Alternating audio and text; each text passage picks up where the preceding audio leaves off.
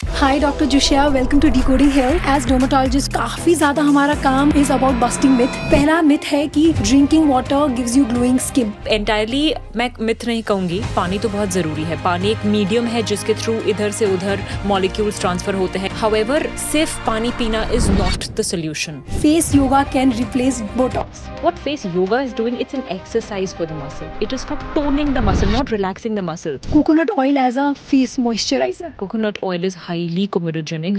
आपके अगर acne prone skin नहीं भी है तो भी वो आपको एक्ने दे सकता है। Chemical sunscreens are toxic. I would not like to use that word toxic for sunscreen. I have patients जो मुझे कहते हैं कि डॉक्टर हमने बस लॉकडाउन में सनस्क्रीन लगाना शुरू की, हम 2 साल 3 साल 5 साल बाद आज देखते हैं हमारा पिगमेंटेशन अपने आप कम हो गया, हमने कुछ भी और नहीं किया है। बहुत लोगों को लगता है कि expensive skin care products are better. हाँ भी है और ना भी है। Not all expensive skincare products are worthy of the money we spend on them. और एक और मिथ है सनस्क्रीन के बारे में, that sunscreens cause cancer. Oh dear. So hi, आज डिकोडिंग हेल्थ पर है हमारे साथ doctor Jushya Bhatia. She is a dermatologist who is very popular online. वो काफ़ी सारे मिथ्स बस्ट करती है और जो एक्चुअल साइंटिफिक इन्फॉर्मेशन है वो देती है अपने इंस्टाग्राम और यूट्यूब चैनल पे। तो आज उनके साथ हमने बहुत सारे मिथ्स बस्ट किया है, जैसे कि क्या ज़्यादा पानी पीने से आपकी स्किन ग्लो कर सकती है, क्या आप कोरियन ग्लास स्किन पा सकते हो, क्या ऐसे होम रेमेडीज़ है जो आपकी स्किन के लिए अच्छा है, क्या नहीं, और सनस्क्रीन्स के ऊपर भी बहुत सारे मिथ्स हमने बस्ट किया है। मैं आशा करती हूँ आपको ये पॉडकास्ट अच्छा लगेगा। Hi doctor Jushya, welcome to decoding health. Thank you ma'am, always an inspiration that you are in front of me. तो आज मुझे बड़ी खुशी हो रही है कि आपने इतना बढ़िया beautiful series of podcast start किया, and I am sure it's gonna be loaded with information on skin care and in general health. Thank you for joining me on this podcast. हम इतना as dermatologist we are on social media, हम इतना ज़्यादा content बनाते हैं social media में skin care के regarding, और काफ़ी ज़्यादा हमारा काम इज़ अबाउट बस्टिंग मिथ, क्योंकि इतना ज़्यादा मिस इन्फॉर्मेशन है। अच्छी बात ये है कि in the last decade the way people have started looking at skin, specially in the last 5 years बहुत चेंज हो गई। और ये इसके साथ साथ इतना ज़्यादा मिस इन्फॉर्मेशन भी है जो हम constantly we try to bust and give the right scientific information जो लोगों को ज़रूरी है जानना, ताकि वो मार्केटिंग गिमिक्स में या चीज़ों में ना फंसे।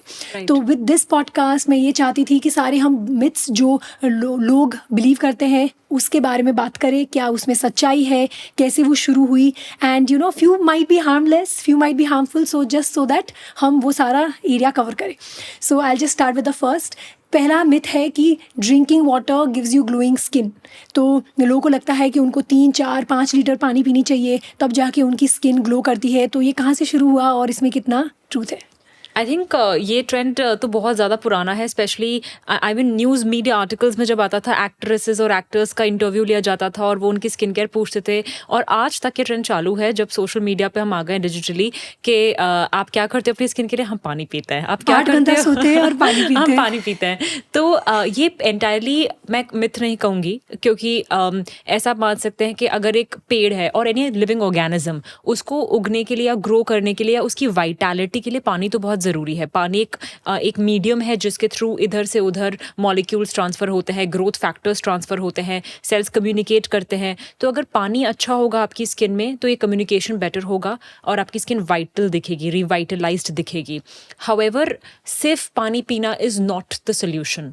ऑफकोर्स ऊपर से जो आपकी ऊपर की परत है स्किन की, जो ऑलरेडी डेफिशिएंट होती है पानी में, और ना ही उसमें ब्लड सप्लाई है कि जो पानी पी रहे हैं वो वहाँ तक पहुँच सके, तो उसके लिए हम मॉइस्चराइज़र लगाते हैं। तो ऊपर से हाइड्रेट करना, अंदर से हाइड्रेट करना, एंड ऑफ कोर्स अगर इस पानी में सिर्फ पानी होगा तो it is not helpful for the body. उसमें एंटीऑक्सीडेंट्स होने चाहिए, उसमें न्यूट्रिएंट्स होने चाहिए, तब जाके बात और अच्छी बनती है। So water is only a part of the puzzle, not the whole puzzle. Correct. तो मुझे लगता है ये वहाँ से शुरू हुआ जहाँ पे हमें पता है कि dehydration can really lead to dryness of skin. जैसे कि अगर हमने प्रॉपर्ली पानी नहीं पिया है या यू नो बहुत ज़्यादा वर्कआउट कर लिया, उसके बाद हमारी स्किन थोड़ी खिंची खिंची सी, थोड़ी रिंकली ऐसे लगती है, तो लोगों को लगता है कि नहीं एक्स्ट्रा पानी पियोगे तो स्किन बेटर होगी। Of course 2 to 2.5 litres is fine, if you sweating a lot 3 litres तक भी अच्छा है, लेकिन उसके ऊपर इतना ज़्यादा पानी पी के बस आप वॉशरूम में जाते रहोगे, इतना ज़्यादा कुछ बेनिफिट नहीं मिलने वाली। And very good point that you brought up is that drinking water is not the solution for dry skin. लोगों को लगता है कि नहीं ड्राई स्किन इसकी वजह से है क्योंकि वो पानी नहीं पी रही ना. वो नहीं है, क्योंकि जो हम पानी पीते हैं वो स्किन में जाके नहीं बैठता है. Right. तो उसके लिए, क्योंकि बैरियर अगर डैमेज है, ट्रांस एपिडर्मल वाटर लॉस है, तो उसके लिए मॉइस्चराइजर यूज़ करना बहुत ज़रूरी है. तो सेरामाइड बेस्ड मॉइस्चराइजर्स या ऐसे यूज़ करोगे तो बेटर रहेगा ड्राई स्किन के लिए. Certainly. सिर्फ पानी पीना इज़ नॉट इनफ. Right. तो यस, पानी इज़ वेरी इंपॉर्टेंट, लेकिन सिर्फ पानी पीने से ग्लोइंग स्किन नहीं होगी, आपको बहुत चीज़ें की करनी पड़ेगी. सेकेंड इज़ कि sleep will cure dark circles. So again ये एक बहुत ही ब्रॉड टर्म है कि sleep will cure dark circles. And like I was telling you कि ये लाइफस्टाइल इज ऑलवेज होलिस्टिक. हमेशा कुछ कुछ चीज़ें करके घड़ा भरता है. एक चीज़ से सब कुछ नहीं होता. तो sleep is an important part. जब आप सोते नहीं हैं ठीक से, जब आप रात को फ़ोन देख रहे हैं, तो there is a lot of blood circulation that happens around the eyes. जब ब्लड सर्कुलेट होता है तो थोड़ी पफिनेस आती है, जिसकी वजह से डार्क सर्कल्स और ख़राब दिखते हैं. आपका कोलेजन ज़्यादा टूटेगा अगर आपकी स्लीप क्रोनिकली इम्प्रॉपर है. तो आपका कोलेजन अच्छे से रिपेयर नहीं हो रहा है, जिसके कारण फाइन लाइन्स आती हैं. इसके अलावा not sleeping properly is also chronic stress to the body, जिसकी वजह से कोर्टिजोल बढ़ेगा. कोर्टिजोल फिर आपके डार्क सर्कल्स को और डार्क करेगा. So it is an amalgamation of a lot of factors. Sleep is very important but it is not going to cure. Absolutely. तो हमें ये समझना ज़रूरी है कि क्या कॉज करता है और एसोसिएशन क्या है, कॉजेशन एंड एसोसिएशन. तो कम स्लीप करने से शायद आपके अगर ऑलरेडी डार्क सर्कल्स है वो थोड़ा ज़्यादा प्रोमिनेंट दिखे, वो हो सकती है. लेकिन स्लीप सिर्फ करेक्ट करोगे और डार्क सर्कल्स पूरी चली जाए, पॉसिबल ही नहीं है. हमारे स्किन कलर में डार्क सर्कल्स काफ़ी कॉमन रहता है because of structural abnormality also. Tear trough रहता है वहाँ पे, स्किन थोड़ी पतली होती है. फिर रिंकल्स, लाइन्स, जैसे यू सेड कि रिंकल्स, लाइन्स, पफिनेस से भी dark circles tend to look verse.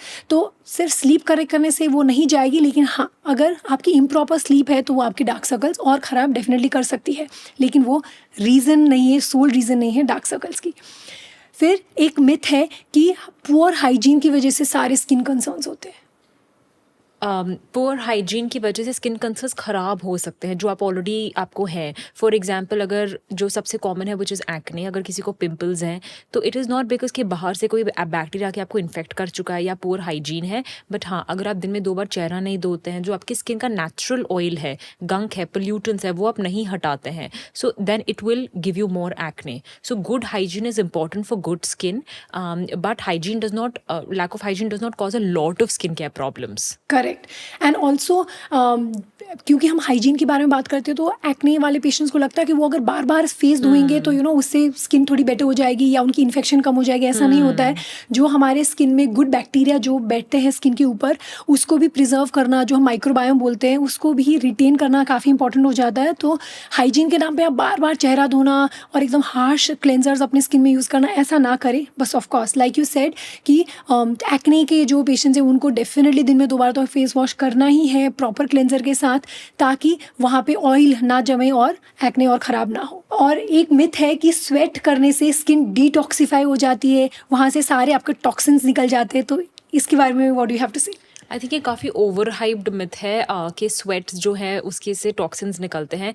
जो बॉडी के डिटॉक्स ऑर्गन्स हैं वो है लिवर और किडनी, नॉट स्वेट. अगर थोड़ा बहुत उससे निकल भी रहा है कुछ तो इट इज़ मीनिंगलेस, इतना सिग्निफिकेंट अमाउंट में नहीं है कि वो आपको डिटॉक्सिफाई कर देगा. लेकिन येस, जब आप स्वेट आउट करते हैं, especially when you are also hitting the gym and sweating out, तो आपका ब्लड सर्कुलेशन बढ़ता है, जिसकी वजह से आपको एक इंस्टेंट हेल्दी ग्लो दिखता है स्किन पे, वार्मथ आती है आपके स्किन पे. Sweating is a mechanism of releasing heat. तो वो जो आप स्वेट आउट कर रहे हैं उससे आपकी बॉडी का टेम्परेचर कम हो रहा है. It is not because the body is removing toxins and your exercising. So we have to know that liver और किडनी नेचुरली डिटॉक्सिफाई कर रहे हैं. थोड़ा बहुत स्वेटिंग हेल्प करता है. बिल्कुल. और इसके द्वारा I would want to tell the audience this also कि जो ब्लड प्यूरिफायर्स होते हैं, जो डिटॉक्स ड्रिंक्स होते हैं, वो एक्चुअली बिल्कुल भी काम नहीं करते. आप ऐसे ब्लड इम्प्योर नहीं है, मतलब उसका इतना स्ट्रॉन्ग मैकेनिज्म है कि like you said liver and kidneys are what purifies our blood, let's say. तो उसको आप ऊपर से कुछ पी के या कुछ डिटॉक्स ड्रिंक खा के उसको डिटॉक्स नहीं कर सकते हो. It's a very well oiled mechanism that takes care of removing the toxins. Of course like you said exercise करने के बाद जो स्वेटिंग होती है उसका because of exercise it improves blood flow to and gives you flushing of the entire skin. तो that definitely has a positive impact. It releases endorphins in the body, that has a positive impact. It also stimulates collagen formation. तो उसका अच्छा impact है. लेकिन आप इसीलिए exercise नहीं कर रहे हो ताकि स्वेट हो और वो डिटॉक्स करे, ऐसा बिल्कुल भी नहीं, कुछ भी टॉक्सिन्स नहीं निकल रहा स्किन से। बस मेनली इम्पॉर्टेंट है कि आप एक्सरसाइज करो और उसके positive definitely whole Right. Body में इम्पैक्ट होती है। Next, when we are talking about exercises, face yoga can replace Botox. काश ऐसा होता। I know, काश। काश ऐसा होता। पेनफुल इंजेक्शन से हम बच जाते। लेकिन to be very honest, Botox और फेस योगा बहुत ही अलग चीज़ है। इनफैक्ट दोनों थोड़े से ऑपोजिट हैं। बिकॉज जब हम बोटॉक्स लगाते हैं, बोटॉक्स का काम यह है कि जो हमारी ओवर एक्टिव मसल्स हैं, जो हम शायद एज के साथ इतना अप्रिशिएट नहीं करते। आपके पिक्चर्स में मुझे, especially for myself, if I talk not as a dermatologist but as somebody who likes to take a picture, I go out in this and I'm always frowning, or whenever I'm making a video or I'm talking to somebody, people ask me, are you okay, why are you angry? And I remember in school also, because I have these overactive muscles, my teachers used to tell me why are you concentrating so much, relax, because it used to give me a tensed appearance, and I'm like, मैं तो relaxed हूँ, because naturally my these muscles are heavier. That's something that I have from childhood, but for a lot of people ये muscles active होना शुरू होती है with age, and eventually वो क्या करेंगे कि स्किन को इतनी बार स्ट्रेच करती है कि स्किन पे रिंकल्स पड़ते हैं ना। That's not a bad thing, but if you don't like it तो आपको मसल को रिलैक्स करना है। Now what face yoga is doing, it's an exercise for the muscle, it is for toning the muscle, not relaxing the muscle. तो वो muscle को tone करेगी, वो थोड़ा सा लाइक फ्लशिंग इफेक्ट देके आपका कोलेजन बढ़ा सकती है, but it doesn't relax your muscle. So you do that for the lower face में भी अ लिटिल बिट, क्योंकि यहाँ पे बहुत जगह बोटॉक्स हम नहीं करते हैं। लेकिन अपर फेस पे अगर आप योगा कर करके स्ट्रेच कर करके करोगे, हे डेज जब ओवर हो जाएंगे तो 10 साल बाद you will be like, oh God why did I do it. बिल्कुल। और ये आई थिंक वहीं से शुरू हुआ जहाँ पे हमें लगता है कि अगर हमने किसी बॉडी पार्ट की एक्सरसाइज शुरू करी तो we can increase the bulk of that muscle. तो वही प्रिंसिपल वो अप्लाई करना की कोशिश कर रहे हैं ऑन फेशियल मसल्स। लेकिन facial muscle anatomy is totally different. वो ओरिजिन करता है बोन में और इंसर्ट होता है स्किन में, और उसके फाइबर्स इतने थिन है कि आपको इतना टग मिलेगा ही नहीं। जैसे कि अगर हम बाइसेप्स की बात करें तो वो ओरिजिन होता है बोन में और इंसर्ट होता है बोन में ही जाके। तो फिर वो बीच का जो बेली है, जब आप एक्सरसाइज करते हो तो वो बेली में आपको स्ट्रेच मिल रहा है, and then it bulks over time when you are strengthening. लेकिन फेस में ऐसा नहीं है। और like you said, it's totally counter productive, क्योंकि आप इतना मूवमेंट करके इसको और ज़्यादा वो लाइंस को एच कर रहे हो। लेकिन हाँ, cheek muscles like you said, lower face थोड़ा सा इंप्रूव हो सकता है, क्योंकि वहाँ के लिए फिर we don't have too many options, and of course we can not do Botox in the lower face as much. बहुत जुडिशियसली यूज़ करना होता है अगर आप कर रहे हो तो भी। तो उस वैसे केसेस में, और थोड़ा सा अगर आपको चीक लिफ्ट करना हो तो उसमें देयर इज़ वन स्टडी, वो मैंने पहले भी एक बार कोट किया था, कि अगर आप 30 मिनट्स जितना फेस योगा करते हो 3 times in a week, which is quite rigorous. हाँ, फेस योगा जो हम सोचते हैं योगा की तरह एकदम रिलैक्सिंग टाइप नहीं होता, वो काफ़ी रिगरस होती है। वो अगर करते हो तो हल्का सा मसल की बल्क में इंप्रूवमेंट है, वो भी सिर्फ चीक मसल्स में, बाकी में नहीं। तो yes, it is not harmful if you like doing it, may be you can, but magical results आप इसको एक्सपेक्ट नहीं कर सकते हो। और डेफिनेटली ये रिप्लेसमेंट नहीं है बोटॉक्स की। हम ये नहीं बोल रहे कि बोटॉक्स आपको ज़रूरत है, if you have wrinkles accept it, not a problem. लेकिन face yoga is not gonna replace it, but if you enjoy doing it, yes, but if it's too vigorous or too much of muscle activity and जो skin के ऊपर की muscle को stretch कर रहा है, that's not going to give you good results in the long term. Absolutely. अब हम बात करेंगे सनस्क्रीन के बारे में। हमें पता है कि सनस्क्रीन कितना इंपॉर्टेंट है। हालांकि सनस्क्रीन की यूज़ आजकल बढ़ गई है। पहले हम सनस्क्रीन्स के बारे में ज़्यादातर वेस्टर्न लिटरेचर में ही देखते थे। जो कॉकेशियन स्किन है वहाँ पे जो सन की यूवी रेज़ की इफ़ेक्ट्स है वो एकदम स्टार्क होती है, अलग होती है। जैसे कि वहाँ पे फ्रेकल ज़्यादा देखना, ओवर टाइम बहुत स्किन पार्च जैसा हो जाना, वैसा देखा जाता है, जो हमारी स्किन में बिकॉज ऑफ मेलेनिन इतना नहीं दिखते। लेकिन sunscreen is equally important in our skin, क्योंकि it's so prone to develop dark spots. तो सनस्क्रीन के अराउंड बहुत सारे मिथ्स है। So I just want to bust a few myths.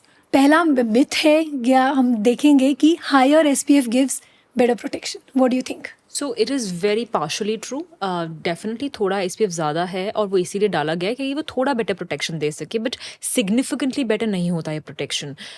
Also for example अगर SPF 30 है तो हम कहते हैं कि वो अप टू 95 to 97% तक भी UV रेज ब्लॉक कर सकती है, और अगर वो 50 है तो शायद 97 to 98 ब्लॉक कर देगी। So that difference between the two is not very significant कि हम वो यूज़ करें। SPF 50 लाने के लिए फिल्टर ज़्यादा डालने पड़ते हैं, जिससे कभी कभी कंसिस्टेंसी ऑफ सनस्क्रीन थोड़ी थिक हो जाती है, and then that some people might not appreciate. But अगर आपको SPF 50 सूट करता है, for that little extra protection I would recommend that. बिल्कुल, मैं भी ऐसे ही अप्रोच करती हूँ कि अगर पेशेंट को मेलाज़्मा है, डार्क स्पॉट्स है, very prone to develop darkening, तो then go for SPF 50, otherwise even SPF 30 is fine. But वही है कि SPF 50 किसी-किसी को थोड़ा-सा थिक लग सकता है। एंड ऑल्सो ये देखा गया है कि लोग प्रॉपर क्वांटिटी में नहीं इस्तेमाल कर रहे जितना करना चाहिए। तो वैसे अगर आप देखोगे तो SPF 50 अगर अंडर अप्लाई करो तो शायद वो फिर बेटर प्रोटेक्शन दे कंपेयर टू SPF 30 अगर आप अंडर अप्लाई करो तो अगर आप प्रॉपर एप्लीकेशन कर रहे हो, go with 30, not a problem. अगर थोड़ा सा अंडर एप्लीकेशन है या आप रिपीटेडली अप्लाई नहीं कर पा रहे हो तो then SPF 50 might be slightly better, but the best sunscreen is the one you use, जो आपको अच्छा लगे, that is the most important, rather than going out there and trying multiple sunscreens and trying to find that best one. I would say stick to the one you like. कुछ ऐसे magical difference usually नहीं होता। If you like the consistency, stick to it. Using it regularly is the most important. और एक और myth है sunscreen के बारे में, दैट सनस्क्रीन्स कॉज कैंसर। सो ये कहाँ से शुरू हुआ, you think, and why is it spreading like wild fire? So, from what I have read in our dermatology books and of course with research papers, that back in the day when sunscreens were not popular and लोग skin cancer के साथ जो आते थे, then जब हमें पता चला कि अच्छा UV rays हैं जो white skin में, जिनमें protection कम होती है, उसमें skin cancer करवाती है, so sunscreens became popular. And of course melanoma is one of the जो skin cancer है, it is one of the most deadly cancers in the world. It's in fact in top 3 which is a deadly cancer. So people didn't want to have it और उन्होंने sunscreens use करना शुरू किया। And उसके बाद कुछ studies ने कहा और कुछ लोगों ने देखा कि कैंसर्स का रेट भी बढ़ रहा है। Now this is not a causation कि sunscreen is the cause of cancer, it is a correlation.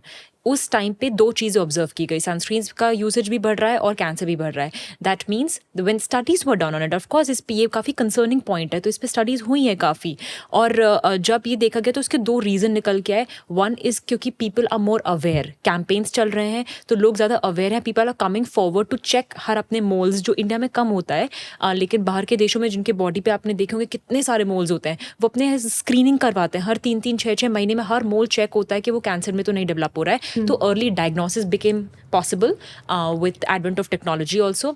तो लोग ज़्यादा कैंसर डायग्नोस करने लगे अर्ली स्टेजेस पे, उससे जाने भी बचती हैं। बट दूसरा जो हमने ऑब्जर्व किया वो ये है कि लोग एक फॉल्स और सूडो परसेप्शन आ जाता है, उनको एक सूडो सिक्योरिटी फील होती है कि हमने सनस्क्रीन लगाई है, अब हम सनबेथ कर सकते हैं। अगेन इंडिया में कम प्रेवलेंट है, but white skin they love the tan, so वो थोड़ा सा सनस्क्रीन लगाकर कि हमने तो सनस्क्रीन लगा ली और घंटों तक सनबाथ लेते हैं, लेकिन that is not ideal protection. आपने रिपीट नहीं किया, आपने करेक्ट अमाउंट में नहीं लगाया और आपने उसे शायद अच्छे से स्प्रेड भी नहीं किया, सो उसके कारण कैंसर्स बढ़ रहे थे। बिल्कुल। और आउटडोर एक्टिविटीज़ भी बढ़ गए, बीच में ज़्यादा जाना, सर्फिंग करना, वो सारे एक्टिविटीज़ भी बढ़ गए। बच्चे, बहुत छोटे छोटे बच्चे भी बीच में जाके काफ़ी सारा घंटा बिताने लग गए, तो they had cumulatively high kind of exposure to UV rays, तो उसकी वजह से भी कैंसर के रेट्स बढ़ गए। Yes, and also one of the reasons could be the presence of PABA. एक फिल्टर होती है PABA, that is suppose to cause a little bit of irritation, sensitization to the skin, so that could also be one of the reasons उसकी वजह से। और आजकल क्योंकि वो बेंजीन मिला गया उनको सनस्क्रीन में, विच वॉज अ कंटेमिनेंट, और काफ़ी सारे बड़े ब्रांड्स ने विड्रॉ भी कर लिए प्रोडक्ट्स जिसमें उनको बेंजीन की कंटेमिनेशन मिली, तो क्योंकि benzene has been correlated with cancer, so that could also be one of the reasons why there was this widespread rumor that sunscreen causes cancer. Actually sunscreen prevent करता है cancer को और बिल्कुल भी कॉज नहीं करती है। और लाइक यू सेड, ये आउटडोर एक्टिविटी भी बढ़ी, ज़्यादा सन एक्सपोजर भी बढ़ गया, उस टाइम उन्होंने सनस्क्रीन भी लगाना शुरू कर दिया और अवेयरनेस भी बढ़ी, तो वो सारा कोरिलेट करके आपको लग रहा है कि कैंसर बढ़ रहा है, लेकिन बिल्कुल भी नहीं। और इन प्लेसेज लाइक ऑस्ट्रेलिया तो it's mandatory to use sunscreen, वो तो इतना ज़्यादा प्रमोट करते हैं यूज़ ऑफ सनस्क्रीन, और उससे वहाँ देखा गया है कि मेलानोमा का इंसिडेंस काफ़ी कम हुआ है। तो इसी लाइन में सनस्क्रीन्स आर हार्मोन डिसरप्टर्स, और हम बोलते हैं सनस्क्रीन्स को ड्यूरिंग प्रेगनेंसी आप फिजिकल सनस्क्रीन्स यूज़ करो, केमिकल मत यूज़ करो, लेकिन बहुत लोगों को लगता है कि हार्मोन डिसरप्ट करता है और इसको नहीं यूज़ करनी चाहिए। तो ऐसी सनस्क्रीन्स बहुत पहले आती थी। There are filters which are known to have mild estrogen, जो फीमेल हार्मोन होता है उसकी थोड़ी एक्टिविटी होती है, और एंटी एंड्रोजन जो मेल हार्मोन है उसके अगेंस्ट ऑल्टरनेटिव एक्टिविटी होती है, जैसे कि ऑक्टोक्राइलिन हो सकता है, ऑक्सीबेंजोन सबसे कॉमन है, और ऑक्टिनॉक्सेट। सो इनफैक्ट अगर आप ये 3 सनस्क्रीन फिल्टर्स किसी सनस्क्रीन में देखते हैं, which is absolutely in rarity these days, so I recommend that you avoid it, because again it's human body. और जब ये स्टडीज़ की गई तो ये बहुत हाई डोजेज पे की जाती है जब, और ये सब ह्यूमंस में नहीं देखा गया है, ये एनिमल स्टडीज़ में देखा गया और इन विट्रो स्टडीज़ में देखा गया है। तो उनको जब high concentration of one chemical दिया जाता है तो they ended up having mild estrogenic and anti androgenic activity. उतना कॉन्सेंट्रेशन सनस्क्रीन में नहीं होता है। So even if you have used it in the past, there is nothing to panic. और जब ये बहुत सालों तक अक्यूमुलेट होगा, शायद तब तक हम रहेंगे भी नहीं, तब जाके उसका उतना लेवल आएगा जितना शायद उस रैट को या जो भी एनिमल स्टडी के लिए यूज़ किया गया था उसमें उतना हम में आएगा। So I don't think there is something to fear, but yes, अगर आप बहुत ज़्यादा एंशियस पर्सन है और आपको लगता है मुझे हमें नहीं यूज़ करना है, so there are other chemical filters, the new ones, Tinosorb M, Tinosorb S, Mexoryl, this Uvinul, which are newer filters. They're not absorbed in your skin as much, and they're not endocrine disruptors, so you can rely on them. Older filters में avobenzone we know is safe, या फिर आपको और भी safe रहना है तो आप मिनरल सनस्क्रीन यूज़ कर सकते हैं, zinc oxide, titanium dioxide, that's pregnancy safe for kids because it's not absorbed in your skin. Correct. तो डेफिनेटली क्योंकि जो हार्मोन डिसरप्शन है वो सिर्फ एनिमल्स में पाया गया है, और हाँ they have shown that even humans में there is absorption and blood में पाया गया है वो filters, but they are in such a small level that it's completely safe. और लाइक यू सेड, क्यूमुलेशन में ही वो जाके शायद डिस्टर्ब करता, वो भी इतना क्यूमुलेटिव है। स्टडी में देखा गया कि अगर आप फुल बॉडी में रोज़ लगाओगे फॉर 77 ईयर्स, तब जाके वो कुछ आपको साइड इफ़ेक्ट देखने को मिलेगा। तो वैसे तो हम कभी लगाते ही नहीं इतनी क्वांटिटी में, वो भी फुल बॉडी में, वो भी इतने सालों के लिए। तो you don't have to worry, बिल्कुल भी ये हार्मोन डिस्टरप्टर नहीं है। हाँ, and if you are worried, maybe there are certain filters that you can avoid, but मुझे हमेशा ये लगता है कि जब भी ये ऐसे र्यूमर शुरू होते हैं ना, this is sometimes also to place a product over another. तो ये एक marketing kind of a campaign होती है। पहले आप इसको ख़राब बोलो, फिर आपको ये नया एक प्रोडक्ट इंट्रोड्यूस करने में भी आसानी रहेगी। फिर then just to fear marketing, कि आप पहले उनको डराओ कि नहीं ये ख़राब है, ताकि लोग फिर of course fear always insides that kind of a response कि यू फील इट्स अर्जेंट। फिर आप जाके चेक करोगे अगर मेरे सनस्क्रीन में ये तो नहीं है, फिर वो अवॉइड करके वो वाली सनस्क्रीन खरीदोगे जहाँ पे ये नहीं है। तो ऐसे फियर बेस्ड चीज़ें ना करें। तो हमेशा if you have any doubt, मैं लोगों को बोलती हूँ कि आप पबमेड में जाके सर्च करो, read research articles and then make an opinion, and so don't fall for it. मुझे भी नहीं लगता बिल्कुल हार्मोन डिसरप्शन होती है इससे। अगर आपको प्रॉब्लमैटिक लगता है and you want to be completely safe, definitely you can go for physical sunscreen. फिर इसी लाइन में एक है कि केमिकल सनस्क्रीन्स आर टॉक्सिक, और केमिकल सनस्क्रीन्स बिल्कुल यूज़ नहीं करनी चाहिए और सिर्फ फिजिकल सनस्क्रीन यूज़ करना चाहिए। What do you think? So again, ये टॉक्सिसिटी का जो वर्ड है, that again came from because वो एंडोक्राइन डिस्ट्रप्शन करवाते थे, तो लोगों को लगता है कि वो टॉक्सिक है। But toxicity again is on a term that we can gauge. Toxicity वो भी हो सकती है जो लीथल हो, टॉक्सिसिटी वो भी हो सकती है जो लाइक ऐसे इनको थोड़ा इरिटेट करे, absolutely, that is also toxic. So that I would not like to use that word toxic for sunscreens, because they've been incredibly helpful in so many patients. उनकी लाइफ इससे चेंज हो चुकी है। They have जो pigment से इतना struggle करते हैं, for them it has change their lives. And there are I have patients जो मुझे कहते हैं कि डॉक्टर हमने बस लॉकडाउन में सनस्क्रीन लगाना शुरू की because it was all over Instagram, and हम 2 साल 3 साल 5 साल बाद आज देखते हैं कि हमारा पिगमेंटेशन अपने आप कम हो गया, हमने कुछ भी और नहीं किया है। So if you give sunscreen that time, it is going to prevent melanin over drive. We are not saying हम मेलानिन को हटाना चाहते हैं, बट आपका natural melanin, the one you were born with और may be had in your early years, that much is what is essential and that much we can achieve. बाकी market उसके ऊपर आती है। So to label sunscreen toxic is very painful to me. Exactly. और हम ना sunscreen से बहुत जल्दी रिजल्ट एक्सपेक्ट करते हैं कि आपको लगता है कि सनस्क्रीन आज लगा लिया, 1 महीने में एकदम चेंज दिख गया। ऐसा नहीं। Sunscreen is something that will give you rewards in 5 years 10 years down the line. You can totally make out the difference between people who have been using sunscreen on a regular basis and people who haven't. और especially हमारे skin type में जो south Asian skin है, जहाँ पे already इतना melanin over drive है, तो और मेलाज्मा इतना कॉमन है, not only that pigmented demarcation line से लेके darkening around the mouth, all that can be better. May be not 100% prevented, but that can be better. हम इसको कंट्रोल कर सकते हैं विद सनस्क्रीन्स, तो डेफिनेटली यूज़ करनी चाहिए। And chemical sunscreen being toxic is also because I feel mineral sunscreen थोड़ा सा बढ़ावा देने के लिए भी हो सकता है। और chemical sunscreen actually have a very good formulation. We know whenever somebody comes with acne prone skin और ऑयली स्किन, हम जेल बेस प्रेफर करते हैं, और वो जेल बेस में हमेशा केमिकल फिल्टर्स ही होते हैं, तो they are absolutely safe to use, not a problem. Just find the right one and use it regularly.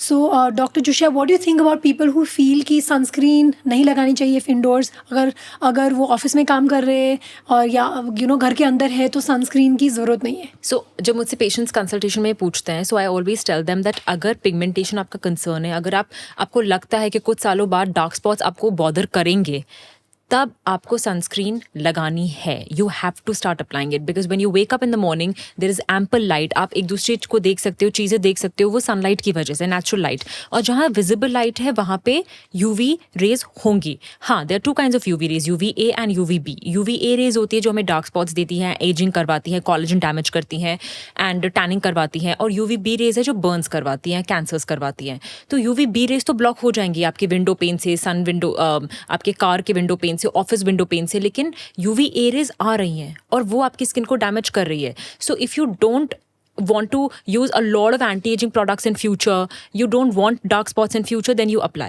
और अगर आपका ये कंसर्न ही नहीं है तो मत लगाओ. As simple as that. बिल्कुल, मैं भी यही बोलती हूँ कि आजकल जो ऑफिसेज है, buildings like you can see सब ग्लास के बने होते हैं, तो ग्लास के windows are not going to protect you completely against UVB. तो even though you feel that you are indoors, the UVA still coming in, and you are still exposed to UVA. तो इसीलिए मैं भी बोलती हूँ कि अगर आप कहाँ रह रहे हो, कितना टाइम आप बैल्कनी में जाके कपड़े सुखाने में कर रहे हो, कितना टाइम आप ड्राइविंग में जा रहे हो, क्योंकि जो डैशबोर्ड में रिफ्लेक्ट होकर आता है ना, even that can lead to tanning. तो लोगों को लगता है कि नहीं, मैं गाड़ी के अंदर हूँ, कहाँ है इतनी सन एक्सपोजर, लेकिन है. स्पेशली लाइक यू सेड, कि जिनको मेलाज्मा है, जो डार्क स्पॉट से परेशान है और वो सब चीज़ें यूज़ कर रहे हैं लाइटन करने के लिए, अगर आपने सनस्क्रीन स्किप कर दिया तो उसमें फिर आपको कोई फ़ायदा नहीं मिलेगा. तो जो हम सन रेज़ की एक्सपोजर, लोगों को लगता है कि नहीं, अगर आप एकदम कड़ी धूप के नीचे बैठे हो डायरेक्ट तो वही सन एक्सपोजर है. नहीं, जो सरफेस से रिफ्लेक्ट होकर आती है, that can also lead to tanning, specially if you are driving. I tell them कि sit back if possible on the non driver end, तो उसमें आपको थोड़ा धूप कम लगेगा, या जिस साइड में आपका धूप नहीं आ रहा है उस साइड में ज़्यादा बैठो. और अगर गाड़ी के अंदर हो तो भी एक लेयर तो सनस्क्रीन लगानी ही है. ऑफकोर्स हाँ, if you sitting inside a cubicle without any sunlight, then of course फिर आप सनस्क्रीन स्किप करो. वरना सनस्क्रीन 2 बार तो लगानी चाहिए. Let's say once in the morning and एक बार आप फिर से 1 या 2 बजे रिपीट कर सकते हो, depending upon your outdoor activity. बहुत सारे मदर्स जो अपने किड्स को पिकअप करने जाते हैं, आइदर 2 व्हीलर में जाते हैं, तो वो उनका भी तो 15-20 मिनट का सन एक्सपोजर रहता ही है. तो वैसे में भी सनस्क्रीन यूज़ करना ज़रूरी है. उनको लगता है कि नहीं, मैं तो 5 मिनट के लिए जाके ही तो आ रही हूँ, लेकिन if you are somebody struggling with melasma, तो even that much can lead to darkening. तो हाँ, अगर आपको डार्कनिंग जो है या टैनिंग प्रॉब्लम नहीं करती है तो मे बी वंस और twice you can skip, not a problem, या सिर्फ एक ही बार लगा लो. लेकिन अगर ये इश्यूज़ है या आपकी फैमिलीज़ में लोगों के ओवर टाइम ऐसे मेलाज्मा और वो सब हुआ है, तो definitely prevention is the best. Prevention is better than cure. और सनस्क्रीन लगानी चाहिए रेगुलरली. एक और चीज़ है कि sunscreen causes vitamin D deficiency. Vitamin D हमारे लिए, स्किन के लिए, बोन्स की हेल्थ के लिए नॉर्मल एक हार्मोन है विटामिन डी हमारी बॉडी का, तो नॉर्मल फंक्शनिंग के लिए बहुत ज़रूरी है. और हमारी स्किन में विटामिन डी बनता है यूवी लाइट से. सो जब यूवी लाइट पड़ती है तो विटामिन डी का सिंथेसिस होता है. बट आपको कितना सनलाइट चाहिए? आप आपको चाहिए, जो स्टडीज़ में देखा गया, about 20 to 30 minutes of sunlight twice और thrice a week. But what about the rest of the time? So आप जाके सुबह एक ब्रिस्क वॉक कर लीजिए बिना सनस्क्रीन के, हफ्ते में 2-3 बार. ठीक है, आपकी हेल्थ भी अच्छी रहेगी, आपको विटामिन डी भी मिलेगा. But rest of the time, specially जब यूवी इंडेक्स हाई है, जब आप काम पे जा रहे हैं, 10 से 2 बजे की जो धूप है, which is right hitting to your skin and causing melanin production, उसमें तो आप सनस्क्रीन लगाइए. सो people, just because they feel that vitamin D रुक जाएगा तो वो सनस्क्रीन अवॉइड ही कर देते हैं, and then they start developing other issues.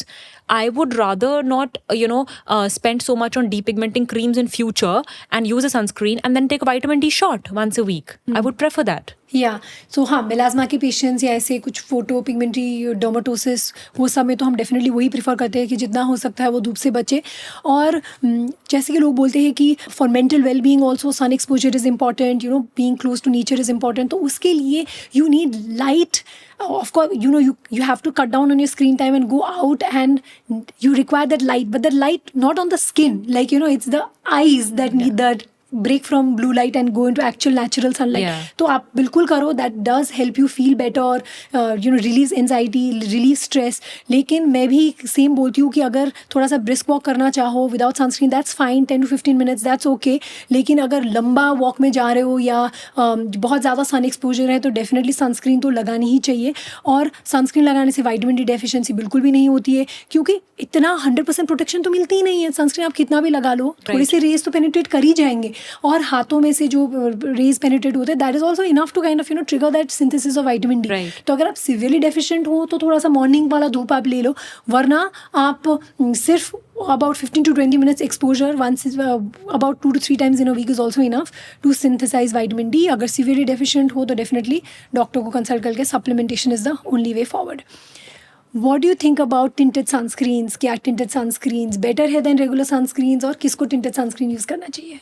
सो ये भी हमें देखना है कि टिंट आ किससे रहा है, जो कलर है सनस्क्रीन का उसमें जो ब्राउनिशनेस है वो आ किससे रही है. सो आइडियली जब मेडिकली हम इसे देते हैं तो हम ऐसी सनस्क्रीन्स यूज़ करते हैं जिसमें एक और फिल्टर होता है जिसका नाम है आयरन ऑक्साइड. और आयरन ऑक्साइड एक ब्लू लाइट फिल्टर है. ब्लू लाइट मतलब जो इंडोर लाइटिंग्स है, जो लोग लैपटॉप्स के सामने बहुत बैठते हैं, कैमरास के सामने बहुत बैठते हैं, या फिर जिनका मोबाइल स्क्रीन पे ज़्यादा काम है, उनको ब्लू लाइट प्रोटेक्शन की भी ज़रूरत होती है, because there are studies to prove कि वो मेलाज्मा में को इंड्यूस करता है. तो टिंटेड उनके लिए बनाई गई थी. अब क्योंकि आयरन ऑक्साइड जो फिल्टर है इसका कलर ही रस्टी होता है, it became a boon for us, क्योंकि वो brown skin, Indian skin, Asian skin को मैच करता है. सो हम दे रहे हैं उसे एडिशनल प्रोटेक्शन के लिए, not because we are trying to hide something और not because we are trying to use it as a makeup. वो ऐसा काम करता है, ये it's definitely a plus point. However there are also sunscreens available जो अपने आप को टिंटेड करके मार्केट करती हैं, बट उसमें मेकअप होता है, मेकअप फिल्टर्स होते हैं, उनमें आयरन ऑक्साइड नहीं है. तो then it is a makeup, then it is not a sunscreen. Correct. तो टिंटेड ऑक्साइड में भी आयरन ऑक्साइड का मात्रा देखना इज इम्पॉर्टेंट. कभी कभी थोड़ा सा पिंक कलर करने के लिए कैलमीन टाइप कुछ चीज़ें डाल देते हैं, तो उससे आपको प्रोटेक्शन नहीं मिलेगी. So finding the right filter in your tinted sunscreen is very important. And like you said, बिल्कुल मैं भी सारे मेलाज्मा के पेशेंट्स को टिंटेड सनस्क्रीन ही प्रेफर करती हूँ. Not as a solo sunscreen, में टिंटेड ऐसे प्रेफर करती हूँ कि पहले आप एक लेयर का सनस्क्रीन लगा लो अपना रेगुलर जो भी आपको अच्छा लगता है, फिर ऊपर से टिंटेड एक लेयर लगा लो, क्योंकि आप 2 फिंगर लेंथ लगाने जाओगे ना, टिंटेड बहुत ज़्यादा हेवी हो जाता है. And tinted sunscreens are usually silicone based, तो वो थोड़ा थिक लगता है, स्पेशली जिनका ऑयली स्किन है उनको नहीं लगता इतना हेवी फील. और मेकअप में भी अगर आयरन ऑक्साइड बेस्ड मेकअप है, absolutely you can go head and use a little bit of foundation. वो भी थोड़ा प्रोटेक्ट ही करेगा स्किन को, specially if you have melasma. वो थोड़ा कैमोफ्लेज भी करेगा, उसके साथ साथ आपको प्रोटेक्शन भी देगी. लेकिन येस, लाइक यू सेड कि आयरन ऑक्साइड का मात्रा देखना इज़ इंपॉर्टेंट आपके टिंटेड सनस्क्रीन में. और उसको एज अ सोलो इंग्रेडिएंट से बेटर है कि आप एक लेयर पहले रेगुलर सनस्क्रीन लगाए, उसके ऊपर टिंटेड लगाए. Tinted sunscreen is also good for those who use makeup on a regular basis. जो बोलते हैं ना कि मेकअप के ऊपर कौन सा सनस्क्रीन यूज़ करें, ऑफकोर्स मेकअप के ऊपर आप जब भी सनस्क्रीन लगाओगे एकदम फ्लॉलेस फिनिश तो वो नहीं देगी. थोड़ा सा मेकअप तो हिल ही जाती है जब आप स्प्रे यूज़ करो या कुछ स्टिक्स यूज़ करो. तो बेटर है कि थोड़ा सा आप टिंटेड सनस्क्रीन यूज़ करोगे तो आपको वो कवरेज भी मिलेगी. And then you don't have to worry about reapplication, and reapplication also becomes easier and corrects your spots. So that is something definitely that can be done. और जब हम blue light की बात करते हैं तो people feel that blue light is only emitted from screens and laptops, but actually most amount of blue light is from sunlight. Sunlight में सबसे ज़्यादा विजिबल लाइट में ब्लू लाइट ही होता है. तो अगर आप उससे भी बचना चाहो, और स्पेशली अगर आपकी मेलाज्मा है या स्टबर्न डार्क स्पॉट्स है जो आप रेगुलर बेसिस में सनस्क्रीन यूज़ करके भी नहीं जा रहे, तो definitely using a tinted sunscreen से हेल्प होता ही है, उसमें इम्प्रूवमेंट देखा जाता है. We've covered all the myths about sunscreen, and I hope कि लोगों को माइंड में थोड़ा और क्लियर हो गया कि कितना इंपॉर्टेंट है सनस्क्रीन और उसको कैसे यूज़ करना है. अब हम बात करते हैं स्किन केयर प्रोडक्ट्स की. बहुत लोगों को लगता है कि expensive skin care products are better, तो आपका क्या राय है? हाँ भी है और ना भी है. Not all expensive skin care products are worthy of the money we spend on them, but कुछ स्किन केयर प्रोडक्ट एक्सपेंसिव इसलिए होते हैं क्योंकि वो बहुत रिसर्च के साथ आते हैं. A lot of money has been put into expanding those research labs. आपकी सेफ्टी इंश्योर करते हैं, इफेक्टिविटी इंश्योर करते हैं. So I completely believe in research, और मुझे लगता है एक अच्छा प्रोडक्ट बनाने के लिए खुद की रिसर्च करना बहुत ज़रूरी है. और तभी ही ब्रेक थ्रू मॉलिक्यूल्स आते हैं डर्मेटोलॉजी में. इतने सारे बड़े बड़े ब्रांड्स लाते हैं. हमने हार्डली कभी देखा है कि कोई छोटा ब्रांड एक बड़ा मॉलिक्यूल है, because of the it is because of lack of research. और इतना रिसोर्सेज लगता है. येस. सो बट वो मनी कहाँ से आएगा? Ultimately a consumer has to pay for it, and I don't mind paying if the research has been done to prove safety and effectivity. So mindful spending आप अपने dermatologist से पूछ सकते हो, बिकॉज येस आपके लिए एज एन आउटसाइडर पॉसिबल ही नहीं है कि आप इतनी सारी स्किन केयर ब्रांड्स में से बता पाओ कि कौन सा इफेक्टिव है, कौन सा रिसर्च बैक्ड है. तो थोड़ा आपको डर्मेटोलॉजिस्ट से बात करनी पड़ेगी. अगर आपका बजट वो है कि आप इतना एक्सपेंसिव यूज़ करना चाहते हो, तो अपने डर्मेटोलॉजिस्ट से एक बार सजेशन ज़रूर लीजिए. बिल्कुल. So I also feel that expensive products, if you can afford it, if you feel that it's not pinching your pocket and you can continue it for a long term, Yeah. Then you can go for it. लोगों को लगता है कि नहीं, एक बार ये serum खरीद लो, एक बार लगाने से 1 महीने 2 महीने लगाने से कोई फ़र्क नहीं पड़ने वाला. आप ऐसे प्रोडक्ट्स चूज़ करो जो आप लंबे समय के लिए यूज़ कर सको. True. And now thanks to this whole kind of a movement of skin care and this revolution that we are seeing in India, आजकल बहुत बजट फ्रेंडली भी प्रोडक्ट्स इतने इफेक्टिव हो गए हैं और इतना ज़्यादा कॉम्पिटिशन बढ़ गया है ये स्पेस में. और ये कॉम्पिटिशन का फ़ायदा तो कंज्यूमर को ही हो रहा है कि वो लोग हाई क्वालिटी प्रोडक्ट्स भी एकदम अफोर्डेबल प्राइसिंग में यू कैन सोर्स इट. लेकिन एक चीज़ है कि हाँ, अगर आपकी सेंसिटिव स्किन है, अगर आपको लगता है कि बहुत सारी चीज़ें आपको सूट नहीं करती, अगर आपकी रोजेशिया स्किन है, कुछ ऐसे स्किन कंडीशंस है जहाँ पे आपको ऐसे ज़्यादा प्रोडक्ट्स यूज़ नहीं करने, for those patients yes, if they can afford it, expensive products are definitely better. और बिल्कुल लाइक यू सेड, बहुत ज़्यादा रिसर्च जाता है इसमें और बहुत ज़्यादा इसमें स्पेंड करनी पड़ती है. ईयर्स के बाद एक मॉलिक्यूल निकल के आता है जो सेफ़ हो और जो पब्लिकली इसको मार्केट कर सके, तो you are paying for that. So yes, if you can afford it, go for it. वरना ऐसा ज़रूरी नहीं है कि आपको एक्सपेंसिव प्रोडक्ट से ही रिजल्ट आएंगे, आपको बहुत अफोर्डेबल रेंज में प्रोडक्ट्स यूज़ करके भी अच्छा रिजल्ट आएगा. तो दैट डिपेंड्स अपॉन यू. लोगों को लगता है कि everybody needs a vitamin C serum. मेरे पास जब भी पेशेंट्स आते हैं बोलते कि मुझे एक विटामिन सी सीरम ज़रूर लिख के देना, तो प्रिस्क्रिप्शन में उनको विटामिन सी सीरम तो देखना ही है. तो what do you think about that? So vitamin C, everybody needs it, but not everybody can take it very well. That's the problem with vitamin C. So it is, I recommend vitamin C to patients जो वो उसे ले पाएंगे, उनकी skin tolerate कर पाएगी. Because vitamin C के 2 properties है, एक वो एंटीऑक्सीडेंट भी है और एक वो स्किन ब्राइटनिंग भी है, which means it boosts your collagen. वो आपके स्किन को फ्री रेडिकल डैमेज से रोक रहा है, तो एजिंग स्लो करता है. प्लस उसमें खुद ब्राइटनिंग प्रॉपर्टीज़ है, वो मेलानिन का सिंथेसिस कम करता है. So it acts on multiple pathways, which is why it is such a popular molecule. लेकिन अगर आपकी बहुत सेंसिटिव स्किन है तो शायद आप ना टॉलरेट कर पाओ vitamin C in effective percentage. 1-2% vitamin C लगाने से कुछ नहीं होना है. आपको कम से कम मिनिमम 5% से स्टार्ट करना ही है. और अगर आपकी स्किन ले पाए तो even 20% भी recommend. So if your skin is able to tolerate it, vitamin C is recommended. However, patients जिनको acne होता है उनको trigger हो जाता है pimples. So many of my patients tell me, doctor हमने खुद ही से विटामिन सी लगा लिया और उससे ये हो गया. So these things inhibit usage. बिल्कुल, because vitamin C such a popular ingredient, हर किसी को यूज़ करना है, which is good. But vitamin C is not tolerated by everybody. बहुत कम लोग हैं जो हाई परसेंटेज का विटामिन सी टॉलरेट कर पाते हैं. और बहुत सारे लोग हैं लाइक यू सेड जिनका एक्ने ट्रिगर हो जाता है, जिनको लगता है कि उनकी स्किन और ज़्यादा इरिटेटेड हो गई, तो उन लोगों में तो हम विटामिन सी आइदर स्टॉप ही करते हैं या एकदम लोअर परसेंटेजेस शुरू करते हैं.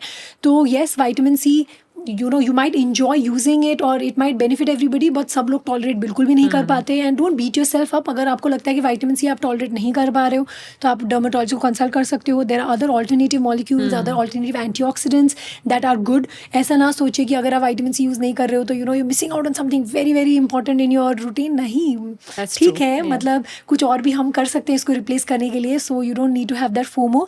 But yeah, it's a good ingredient if you can tolerate. But a lot of people can tolerate, especially above 5%. And 10% के बाद तो उनको काफ़ी सारे इरिटेशन, एक्ने फॉर्म इरप्शंस ऐसे हो जाता है. तो हाँ, if you can tolerate continue, if you can't it's okay, it's not the end of the world. हम कुछ और इंग्रेडिएंट बिल्कुल दे सकते हैं. अनदर थिंग कि stretch marks can be removed with creams. Oh dear. So किस स्टेज पे है स्ट्रेच मार्क, उस पर भी डिपेंड करता है. अगर आपके अर्ली स्ट्रेच मार्क्स हैं, अगर आपने वेट गेन वेट लॉस किया है, या प्रेगनेंसी के बाद जो स्ट्रेच मार्क्स होते हैं पर्पलिश या रेड कलर के, वो हम ट्रेटेनोइन से कुछ हद तक कम कर सकते हैं. However tretinoin is not safe in lactation, so we have to keep that in mind. और जब लैक्टेशन फेज खत्म होता है, जब तक वो स्ट्रेच मार्क वाइट टर्न हो जाता है और उस पर ट्रेटेनोइन इतना अच्छा काम नहीं करता. So we are little bit of in a soup here. लेकिन अगर आप प्रेगनेंट, अगर आप लैक्टेटिंग नहीं है और अगर आपके अर्ली स्ट्रेच मार्क्स है because of other reasons like weight loss, then I recommend कि आप अपने डर्मेटोलॉजिस्ट से ट्रेटेनोइन के बारे में पूछ सकते हैं. ऑफ कोर्स उसको करेक्ट मात्रा में डाइल्यूट करके लगाना पड़ता है, इसीलिए इट्स रेकमेंडेड कि आप डर्मेटोलॉजिस्ट से सीखिए उसे कैसे लगाना है. कुछ हद तक वो कम हो सकते हैं, but enough studies have been done to prove that no oils, no vitamin E, no Centella asiatica, no squalane can improve stretch marks. ये सब सिर्फ हमारा perception है, ये truth नहीं है. And millions of dollars have been wasted over years on them. Exactly. और ये कहाँ से शुरू हुआ? देखो, स्ट्रेच मार्क्स एक is a type of scar. Collagen fibers have been broken. क्या स्कार एक बार हो गई उसको क्रीम लगा के आप पूरा रिवर्स कर सकते हो क्या? बिल्कुल भी नहीं. और स्ट्रेच मार्क का the only thing is prevention. अगर if you are pregnant, you plan to get pregnant, moisturising the skin is very very important. जितना मॉइस्चर की कंटेंट ज़्यादा होती है उतना कम हो सकते हैं स्ट्रेच मार्क्स के chances. Though it's not 100%. Stretch marks में जेनेटिक प्रिडिस्पोजिशन भी है. अगर आपके मदर और सिस्टर के स्ट्रेच मार्क्स हुए हैं तो that puts you at a higher risk of developing stretch marks. अगर आपके ब्रेस्ट के एरिया में, थाइस के एरिया में स्ट्रेच मार्क्स है तो फिर ड्यूरिंग प्रेगनेंसी एब्डोमेन में स्ट्रेच मार्क्स होने के चांसेस ज़्यादा हो जाते हैं. There are certain situations in which we can not prevent it completely, but हाँ, अगर आप मॉइस्चराइज करोगे तो that's the way to prevent it. और स्लो वेट गेन कीजिए. If you are going to the gym, एकदम हैवी वेट लिफ्टिंग करना suddenly, उससे भी स्ट्रेच मार्क्स सडनली बहुत बढ़ जाते हैं. तो slow weight gain, slow weight lifting, making sure that you moisturize your skin properly before workout, वो सबसे थोड़ी सी इंप्रूवमेंट हो सकती है. एंड इवन ड्यूरिंग प्रेगनेंसी जो 3rd ट्राइमेस्टर में सडन वेट गेन होता है उसमें सबसे ज़्यादा स्ट्रेच मार्क्स आ जाते हैं.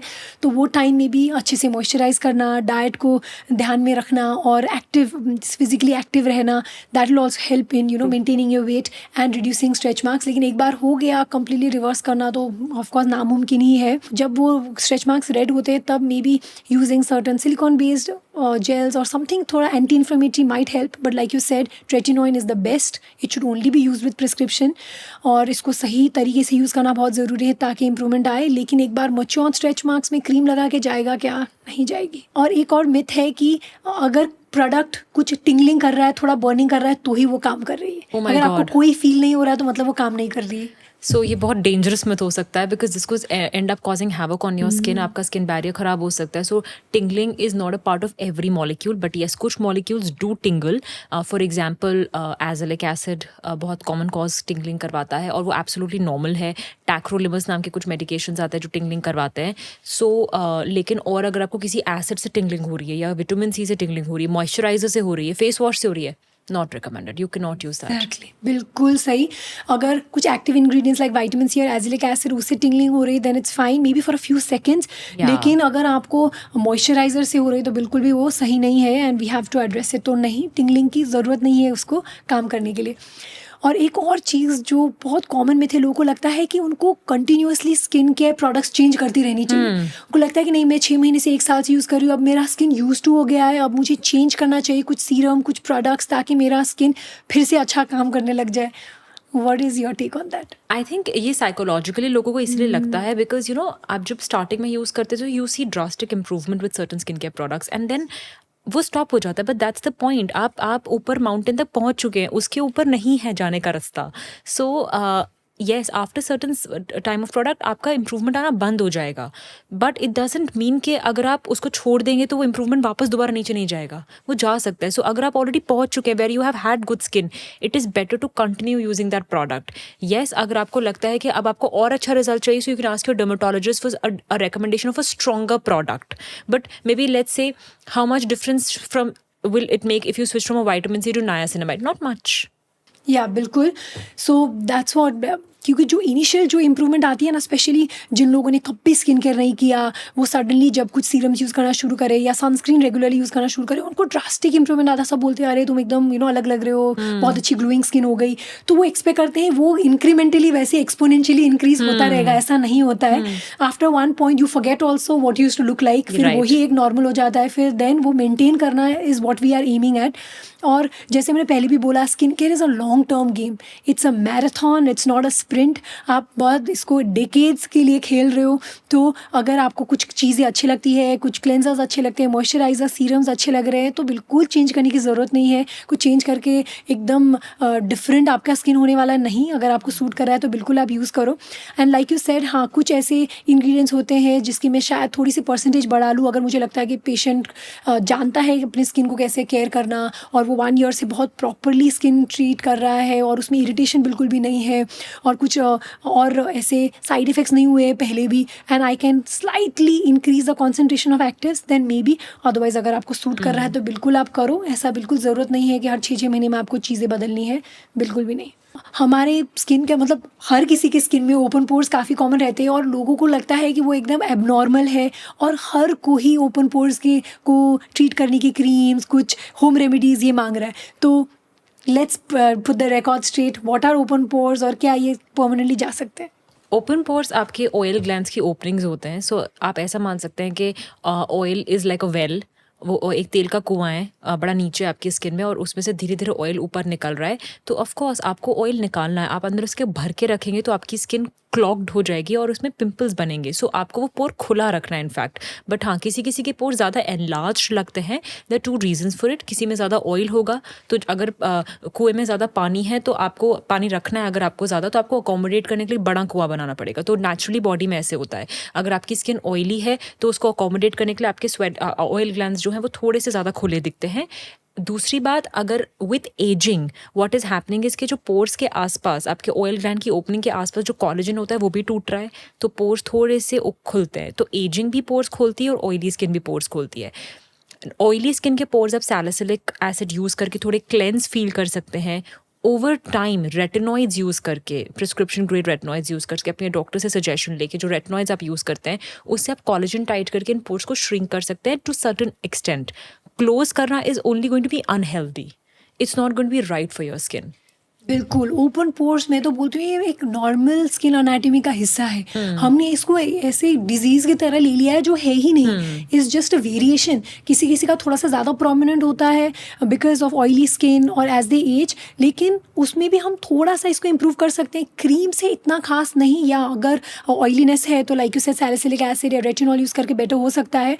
But you know micro needling RF या RF स्किन टाइटनिंग से भी वो थोड़ी सी इम्प्रूव हो सकती है, लेकिन कंप्लीटली जाएगी क्या, नहीं. और मैं तो लोगों को बोलती हूँ इतना ज़्यादा नज़दीक से अपना स्किन को एग्जामिन करना बंद करो. It is just adding more stress. It's not doing anything good. और ऐसा तो हो ही नहीं सकता कि आपकी स्किन एकदम फ्लॉलेस हो, पोरलेस हो. पोर तो हर किसी की स्किन में होता है, किसी की ज़्यादा, किसी की कम.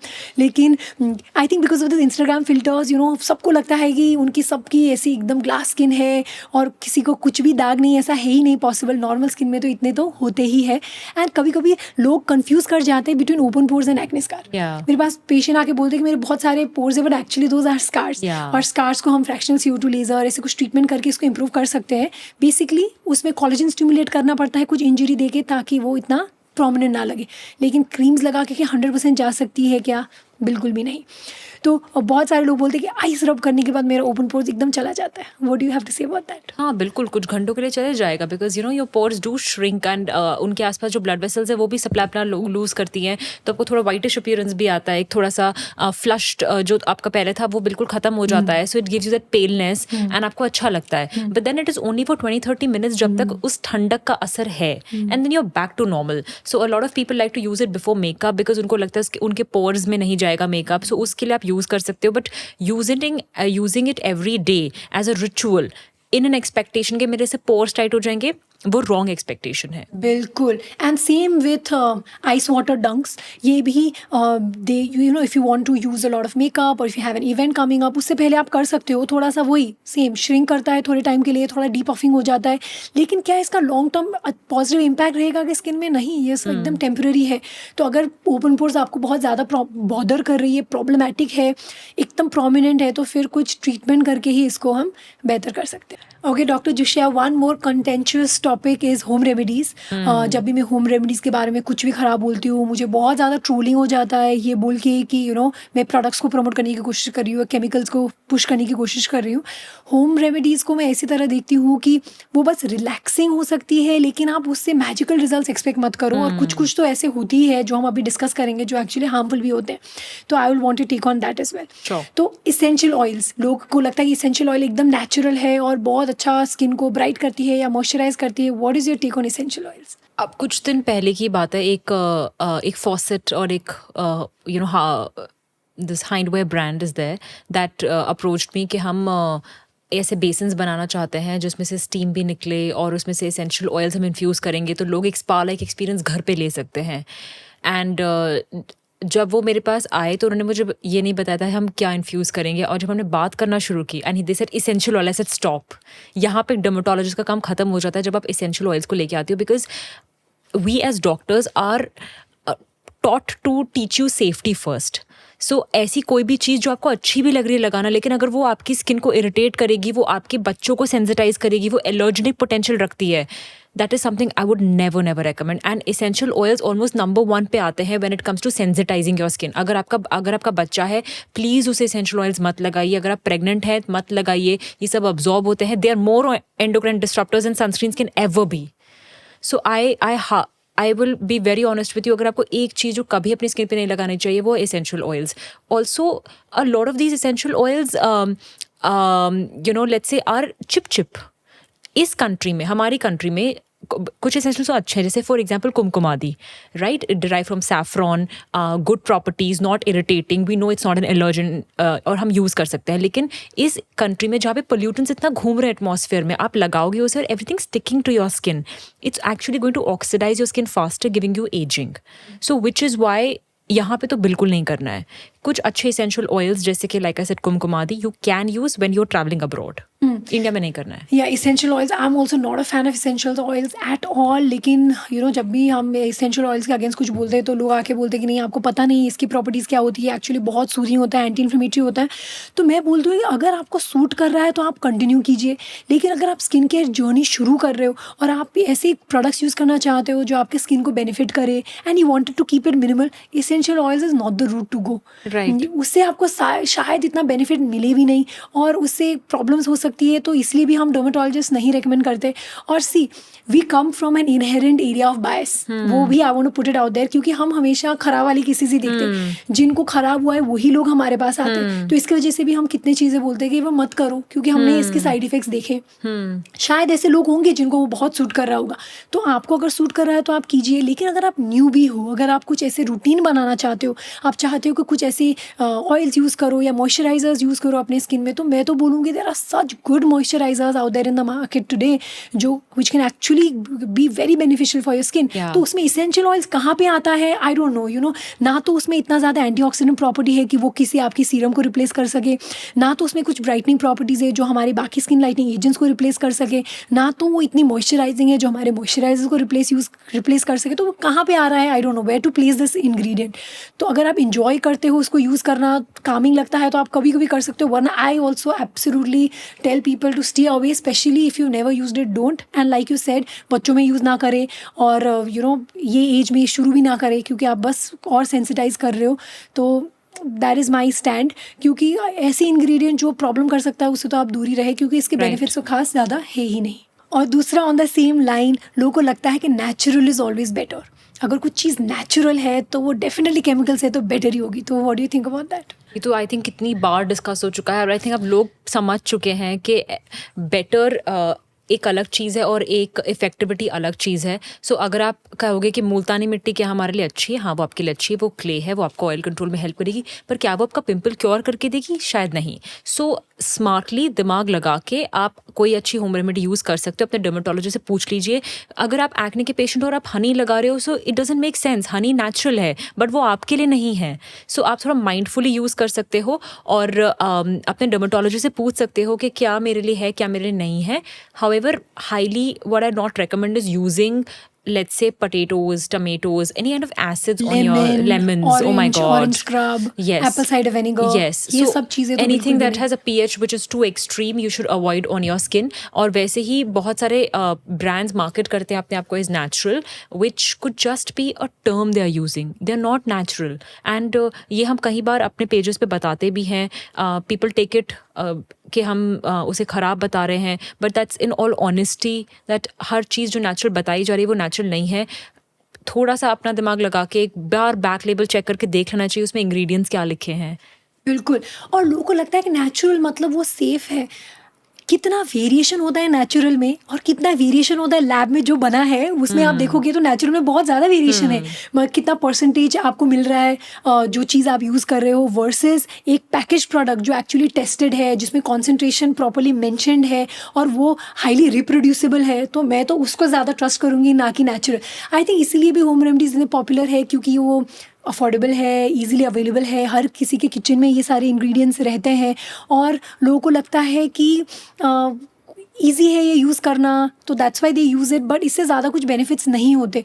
मैं यही बोलती हूँ कि अगर आपको लगता है कि उससे रिलैक्सेशन मिल रहा है, अगर if you are working mother और just a mother who is taking care of home, और handling everything, just some me time for yourself, you want to just relax. उसके लिए अगर आप कुछ मास्क यूज़ करना चाहो, घर में कुछ बना के यूज़ करना चाहो, ऑफ कोर्स नॉट लेमन और ऑरेंज, बट कुछ दही लगा लिया या कुछ मुल्तानी मिट्टी थोड़ी सी लगा ली, that is okay. Rose water लगा लिया या पपाया लगा लिया, कर्ड लगा लिया, that is fine, that is just gonna make you maybe feel a little relax, that is okay. But इससे इतना ज़्यादा एक्सपेक्टेशन मत रखो कि इससे एक्ने चले जाएंगे, ये क्या एंटी एजिंग होगी, क्या इससे डार्क स्पॉट्स जाएंगे, then you just gonna be disappointed. तो आप अगर एक्सपेक्टेशंस को प्रॉपर रख के चलोगे तो then no harm if you use it once in a while. और यही मुल्तानी मिट्टी के बारे में भी मैंने एक रील बनाई थी जिसमें बहुत ज़्यादा नेगेटिविटी आई थी कि नहीं मुल्तानी मिट्टी ने मेरे तो बिल्कुल भी स्किन को अच्छा कर दिया, क्लियर कर दिया। आप देखो ना, मुल्तानी मिट्टी यूज़ करना कितना मुश्किल है। वो क्ले पहले लगाओ, आप 15 मिनट बैठो, उसके बाद वो वॉश करने के बाद वो पूरा बेसिन जो खराब होता है, मतलब it's not an easy thing to do. जो होम रेमेडीज आपको लगता होगा कि घर पे अवेलेबल है, बट कितना मेसी होता है, मेहनत लगता है, मेहनत लगती है उसको साफ करना। अब ठीक है, आप इतना अगर कर सकते हो तो करो, वरना छोटा सा एक सीरम आती है जो इनविजिबल होती है, जो आप लगा के पूरे दिन रख सकते हो, उसे आप बाहर जा भी सकते हो। I think that is slightly better. तो हाँ, कभी कभी लगाना चाहो बिल्कुल लगाइए। मुल्तानी मिट्टी इज़ ओके, स्पेशली अगर आपकी ऑयली स्किन है तो लोगों को बहुत अच्छा लगता है। वो थोड़ी सी टाइटन कर देती है पोर्स को टेम्परेरीली, तो उसकी वजह से भी उनको लगता है कि थोड़ा बेटर दिख रहा है। कभी कभी यूज़ करना है करिए, लेकिन कोई भी ऐसा होम रेमेडी नहीं है जो आपको परमानेंट रिजल्ट्स दे। ऐसे तो स्किन केयर भी आपको रेगुलर बेसिस में यूज़ करना पड़ता है, लेकिन it's easier to use. Compliance is the most important. हम बार बार यही बोलते हैं कि एक बार यूज़ करके कुछ चेंज नहीं होने वाला। कंप्लायंस, तो अगर आपने ऐसी चीज़ें बना दी जो लगाने में, सुखाने में ही 15-20 मिनट आपका लाइफ का जा रहा है दिन का, तो फिर ये आप कितना समय के लिए करोगे, लंबा तो करोगे ही नहीं। तो then better to find something that you can use every day, that takes less than 2 minutes to apply, then you are more likely कि उसको आप लंबे समय के लिए कंटिन्यू करो और उससे आप बेनिफिट्स भी पाओ। What are few home remedies that you like? अगर कोई बोले कि मुझे घर में कुछ करना है तो आप क्या बोलोगे, जो 2-3 चीज़ें हैं जो आपको लगता है कि नहीं हेल्प? सो अगेन मुझे आइडली खुद कोई होम रेमेडी बनाने आती नहीं है, तो मैं कोई रेमेडी नहीं दे पाऊंगी, बट कुछ इंग्रेडिएंट्स एज अ डर्मेटोलॉजिस्ट मैं आपको बता सकती हूँ, जो सेफ है ऑडियंस को बता सकती हूँ। वो ये है, like I said, acne prone skin के लिए Multani mitti, because it's a clay mass, so it dries है ना। केओलिन क्ले भी मिलता है मार्केट में। हल्दी, चंदन, बेसन थोड़ी थोड़ी मात्रा में आप डाल सकते हो, उनसे कोई दिक्कत नहीं। दही, दूध, कच्चा दूध, these are fine. Rose water, glycerin, aloe vera, ये सब आप कर सकते हो। लेकिन ऑफकोर्स पैच टेस्ट करके आपको सूट करने चाहिए, बिकॉज सारी होम रेमेडी सबको सूट नहीं करती, और इनमें से कुछ चीज़ें हैं जो आप अपनी मास्क में यूज़ कर सकते हो। बिल्कुल, एकदम सूदिंग इंग्रेडिएंट्स जो मॉइस्चराइजिंग हो, बस उसी में फोकस ज़्यादा रहे, और वो एसिडिक, इरिटेंट वाले चीज़ें स्किन में ना लगाए तो बेस्ट है।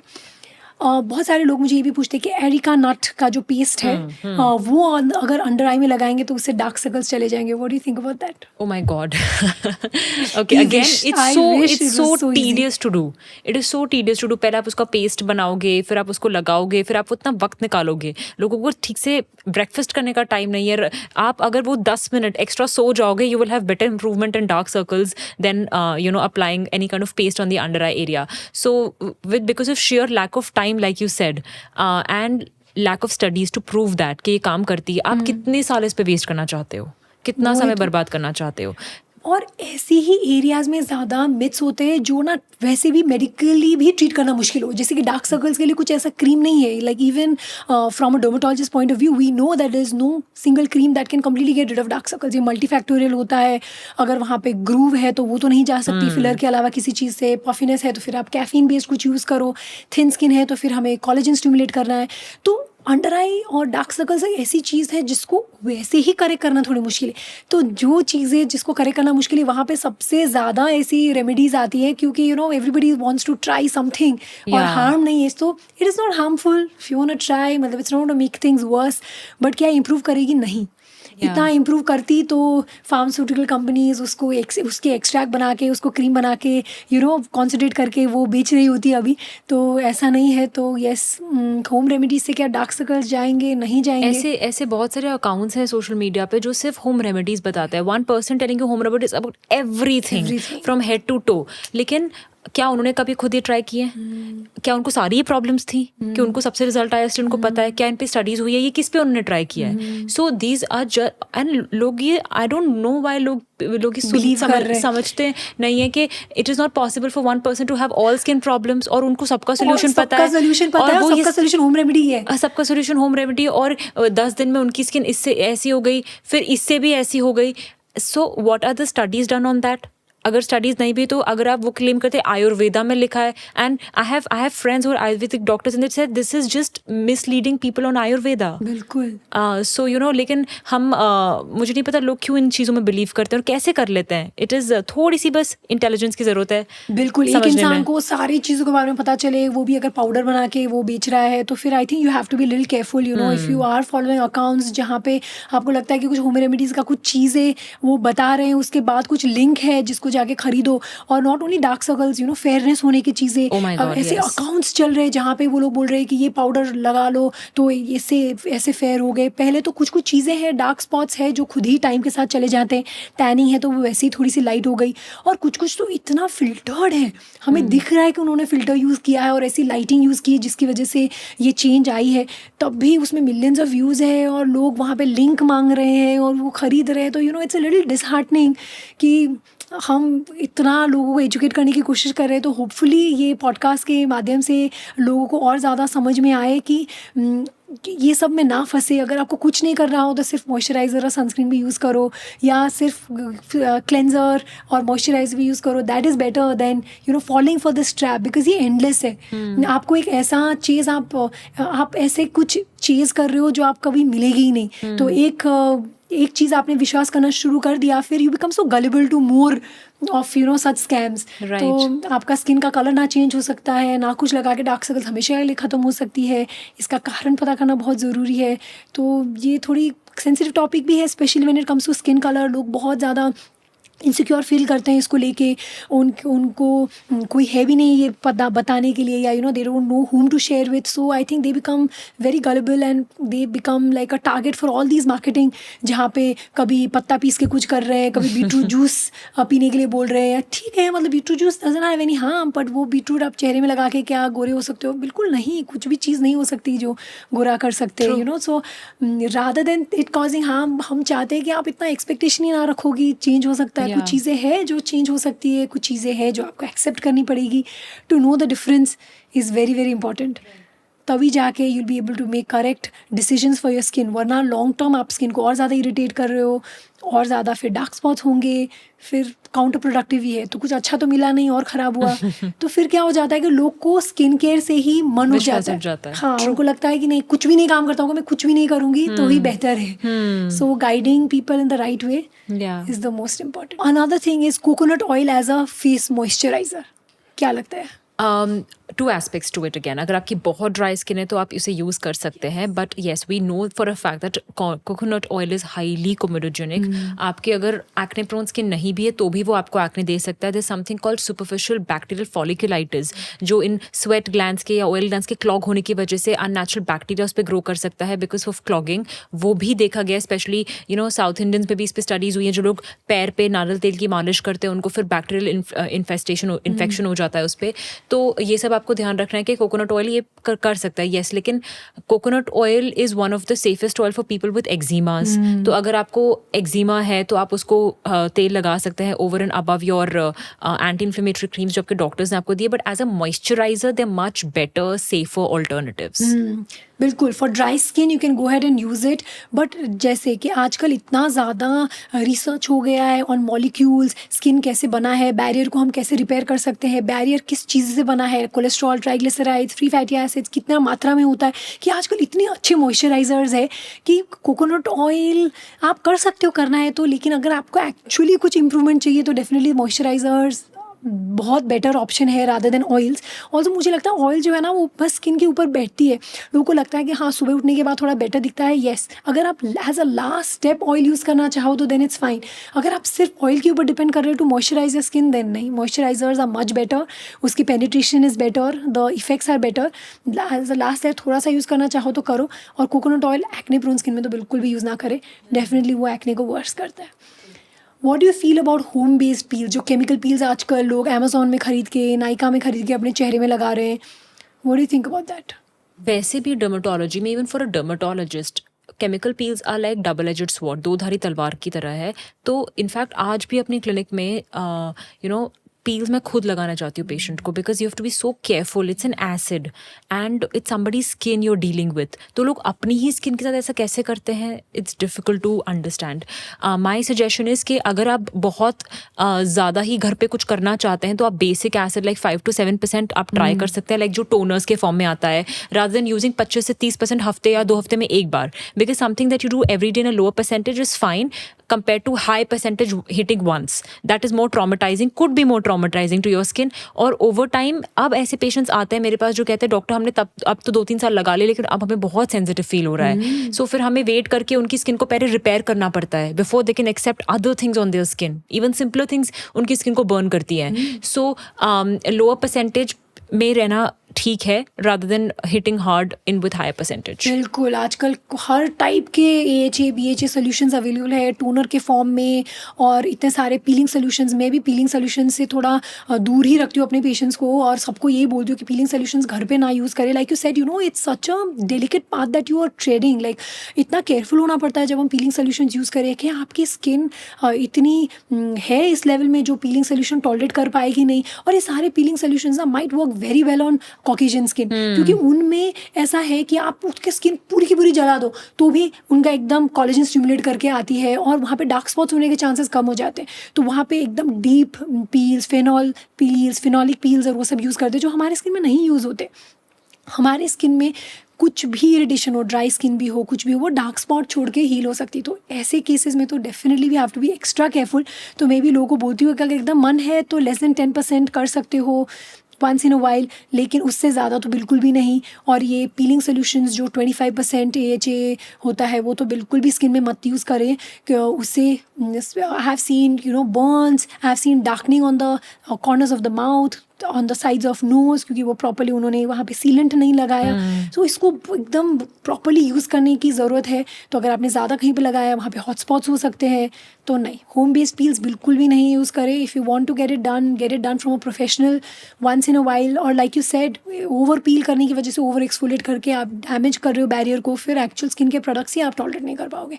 फिर उसको नॉर्मल में लेके जाना और ज़्यादा टाइम वेस्ट की बात है. तो हाँ, बिल्कुल नहीं. Thanks to Instagram and so much of social media, आजकल लोगों को लगता है कि हर किसी का ग्लास स्किन हो सकती है. And because of this whole Korean skin care, सब लोग हर नया प्रोडक्ट ट्राई कर रहे हैं in a hope that they will get glass skin. तो उसके बारे में थोड़ा सा विल वांट टू डिस्कस. या सो मैंने इस पे काफ़ी कंटेंट बनाया हुआ है कि कोरियन ग्लास स्किन तो सिर्फ कोरियंस की हो सकती है, वो इंडियंस की नहीं हो सकती. हमारी इंडियन ग्लास स्किन हो सकती है.